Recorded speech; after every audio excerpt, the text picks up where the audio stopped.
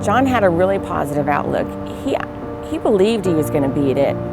He was strong, and he believed there was nothing he couldn't beat. He kept his life very simple. It was very much, it was really a kind of 4 pillars. You know, we always went to church. He loved his family, my mom, my sisters, me obviously. The philanthropic effort, you know, with Race for Riley and then CheckIt4Andretti, and then racing. So those were really the 4 things he built his life on. He always went above and beyond. It didn't matter what he was doing. And to him, the whole purpose of life was to give back, was to persevere, was to show hard work, was to be hardworking, was to show that you were 100% committed to everything. He always used to tell me, you don't have to be the smartest or the fastest or the strongest necessarily to be successful, you just have to work the hardest. The first thing that comes to mind is his commitment. He was always, a lot of people talk about how he was always committed to racing, but for me as his daughter, I think about how committed he was as a father. We'll keep trying, we'll keep fighting. He never gave up. I honestly, I was worried, but he was so confident he was going to beat it. It never went through his mind that we would ever get to this point.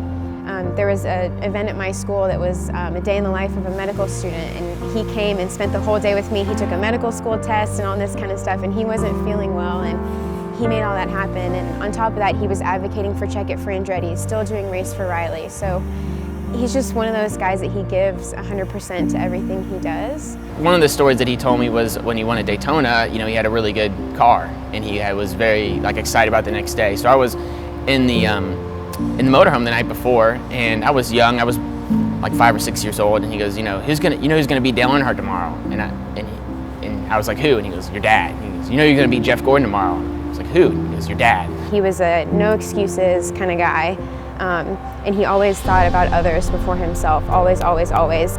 It was a heavy burden for all of us to bear, and we would do it all over again.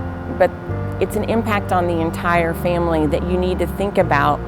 You could just get a colonoscopy, and then you would know, right? I think the big thing is Dad's doctor told him, you're healthy, you're fine. You don't need to get a colonoscopy at 51 and 52 and 53. And I think when you have a doctor that tells you that, you need to go get a new doctor. Do you want to take that chance, or do you want to just go get a colonoscopy? Early detection is extremely important. Ever since Dad was diagnosed, that's something he was always really passionate about, is getting people in to schedule their colonoscopies. You need to go get a colonoscopy because it's not about you. It's about your family and the people that are around you and the people that care about you.